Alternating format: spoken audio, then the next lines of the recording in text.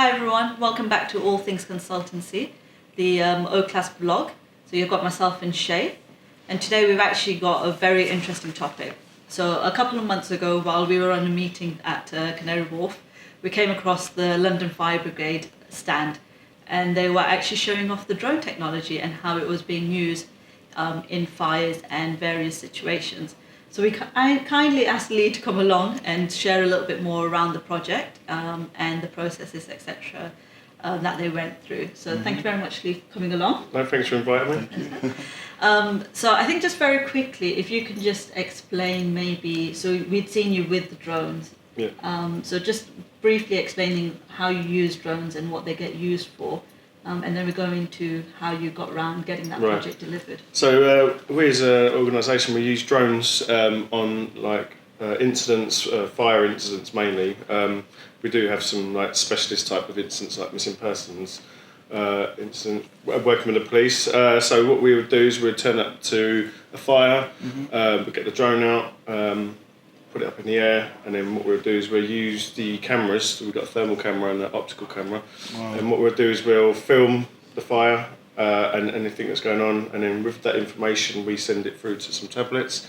The incident commander will come over and have a look. So one of the cameras is thermal, so we're about to see where the fire and smoke travel is. And then what they can do is they can use that information that they got to adapt plans or make new plans in order to put the fire out quicker. Okay. So it's just about giving them information and situational awareness from the fire ground, really. Yeah. And then we use that information and send it to our control as well, so that they can see what's going on for when they're taking phone calls and stuff, so they can see what they're dealing with. Okay. And then where did you come across the idea for the use of drone in this way? So I went up to, it's a posting that I had from work. I was actually an operational firefighter in charge of a station.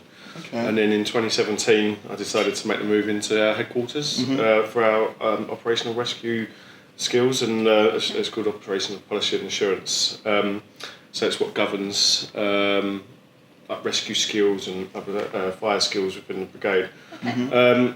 During that time, obviously, we had the Grenfell fire, which happened in the June of that year.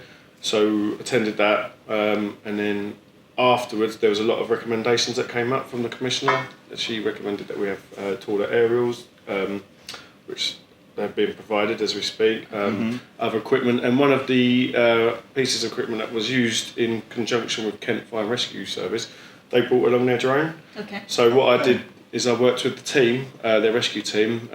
They was flying the missions around the tower.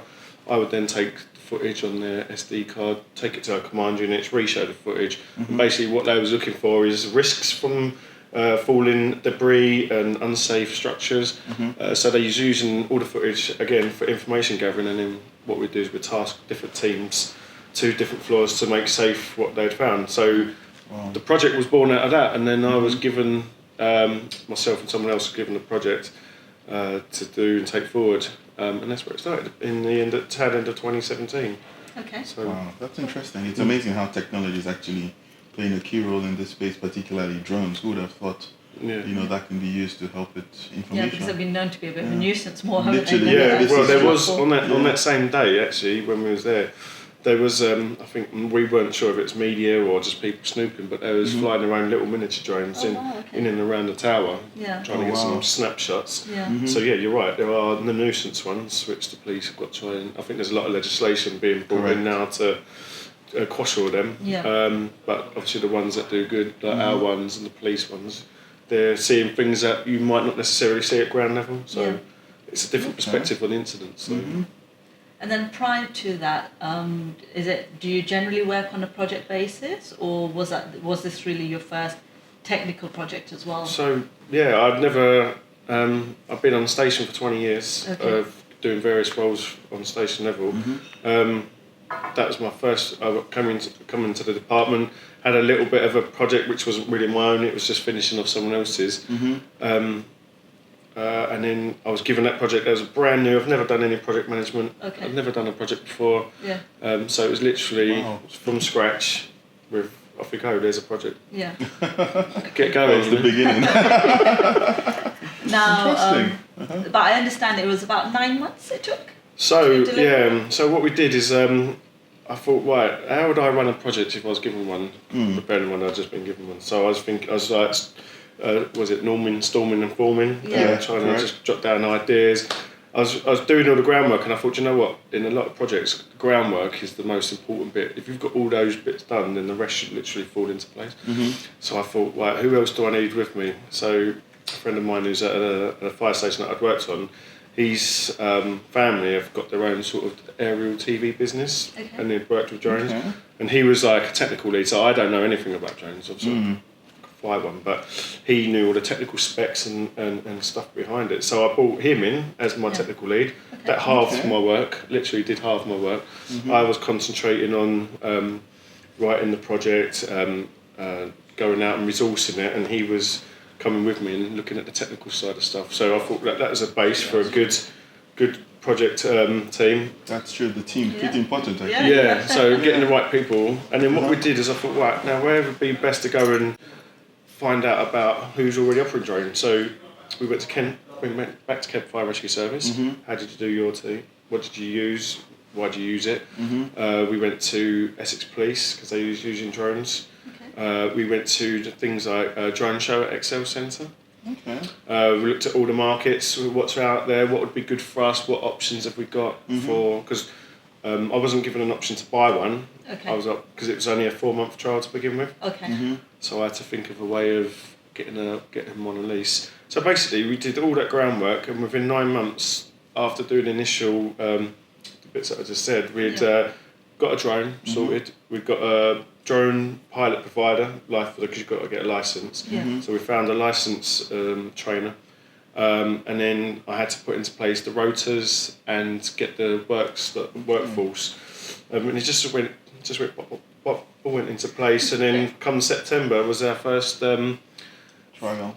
So we'd gone. So started properly in January.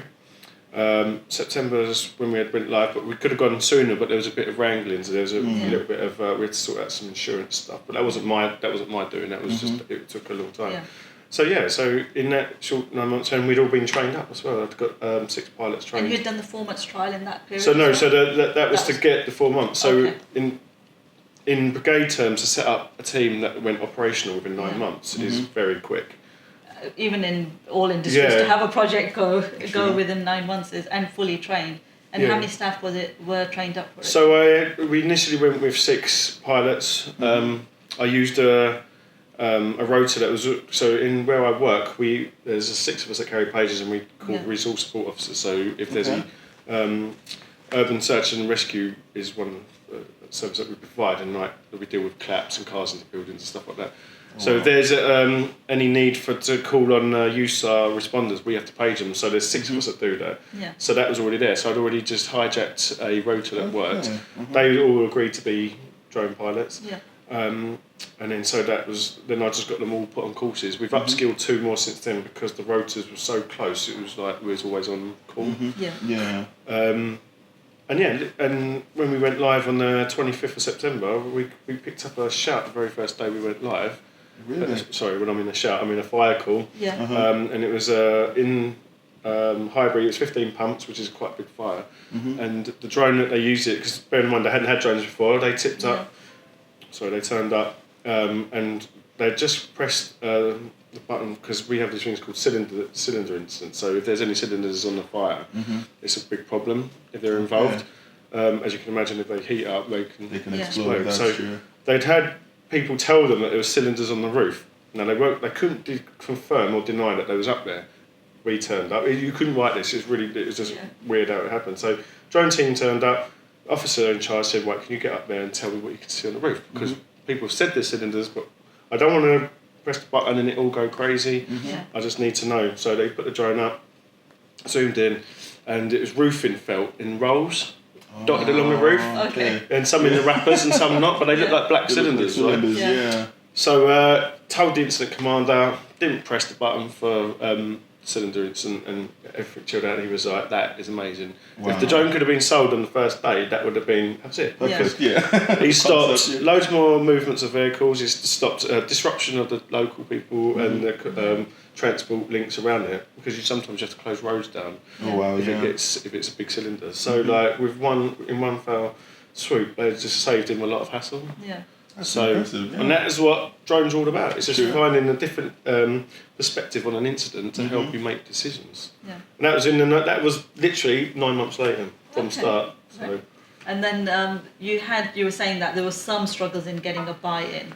So was that from the start, So or is it sort of? Because it was a new asset.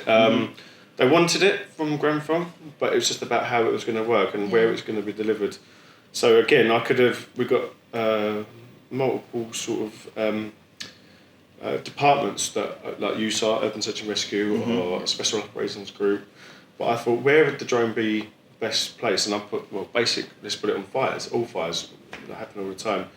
So that's where I started pitching it out.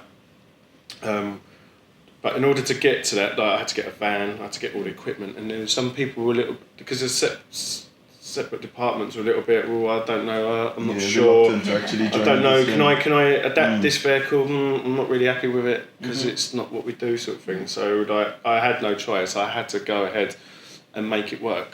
And then I went ahead and did all the stuff that I had some resistance on. And then we did a big presentation for the then commissioner, Danny Cotton.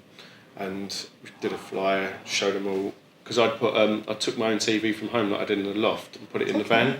So really? Yeah. So it's a monitor in order to show all the footage. So you can Because at that time So we you wasn't get live feeds as well from yeah. the So drone? at that time we wasn't doing remote linking, so we do now. But at the time we was doing raw feed through the controller straight into the TV, and that's where your pictures come. You could get it on the screen, but in order for the incident commanders to have a look, they could see it on the screen. So my TV. We built a wooden frame for it. We zip tied it all in, made a shelf, showed the commissioner and other higher ranking officers. They was like, "That is amazing. That's really good what you've done. Really happy." So the people that were given a bit resistance they sort of like eased off. Let it go in. And that, because I can understand, but it's the chicken and egg, isn't it? You've got to do one. So once they started seeing yeah, the value of it, they jumped. and There was a little bit on behind, board afterwards, and then so we went operational, and the trial was only meant to be for 4 months. But after, because things were working, then they wanted more and more, and so then the departments opened up to helping out. So yeah. So and where is it now? Then what sort of at what point are you now? right. So that's so when did it go live? 2017. Oh, did it go? No. It went live 2018. Yeah. Sorry, end of 2018. So we've now done I'd say nearly a year and a half, and we've had 110 call-outs. Okay. So we've gone from 0 to 110 again for something that wasn't there before. People have just started. It was a slow trickle at first, and then when people realised actually how good it was, they started calling us on. But we also go to set. We get notified of certain size incidents. So like I said, about 15, but we start our base level off at 6 pumps. Okay. Yeah, so an average house fire would have 4 pumps, but they happen quite a lot. So we would be like, there's only one of us, so there's only one van, 2 people, but we'd be everywhere. So we upped it to 6, and then that's our base level for getting notified of incidents. So everything, so that's 110 6 pumped incidents and higher. So we've been to 15s, 20s, some travel lodge fire just before Christmas that was quite in the news because it had like the cladding. Yes, yeah. Yeah, so we went and flew that, and again, the cladding, so we was able to tell the incident commander, actually there's no more fire spread through the cladding, and I know that it's quite hot, no pun intended, it's quite a hot topic at the moment, and this is another thing that they wanted to alleviate. They don't want any more of these sort of fire spreading cladding fires. But yeah, so it's gone leaps and bounds. We've got live stream so we can live stream straight from the drone. Got a pack, it's called it's a live stream system, and we send it to our control office in Merton. We've got 2 little like pads as well, or tablets. So I give one to the incident commander, one to another commander, so we don't have to be with them, we just show them, and then they can radio us, can you fly here, can you fly there, That's really impressive. So it's just like we've sort of tried to I'm really trying to be proactive with it and like stay ahead of the curve with how we deliver the information, rather than just be comfortable and stay still. Because I think once you stay still, it just everything goes leaps and bounds ahead of you. So are you still owning the project? Are you still owning that so piece of work? I think I'm going to be owning. I thought I was only going to be owning it for a year and a bit, but I think having talked recently, I've got it for at least another 24 months. Oh wow! Okay. That's so good. yeah, but again, it's another department brought into the fire brigade.